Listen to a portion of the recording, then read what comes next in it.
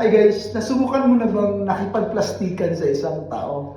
Alam mo, eto yung way ko dito para lang makisama for the sake of pakikisama. Di ba minsan, pag ayaw mo sa isang tao, hindi mo naman dapat ipaparamdam sa kanya na ayaw mo sa kanya. For the sake na magkakaroon lang kayo ng peace of mind. For the sake na mapayapa lang kayo sa pamumuhay. So, kailangan mong makipagplastikan para naman hindi mo siya masaktan. So, oo ka lang ng oo kahit na ayaw mo naman.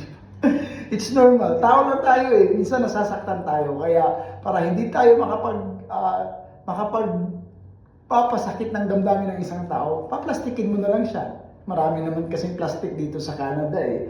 Alam ko, anywhere sa mundo, maraming ganyan. Kaya para lang nakikisama ka, di ba? Lisod magod ka ayaw na ipakita niyo nga di ka ganahan sa iya. So dapat plastic na lang para hindi siya masaktan. Para walang gulo. Yun lang naman yung best way para maiwasan mo yung gulo, di ba? Kasi pag masyadong totoo ka sa feeling mo sa kanya, syempre, straightforward ka na magsasalita sa kanya. Pero mas maganda na yung itago mo na lang para mapayapa yung buhay mo. Ganun lang dito guys, plastikan lang para magkakaroon ka ng peace of mind, di ba?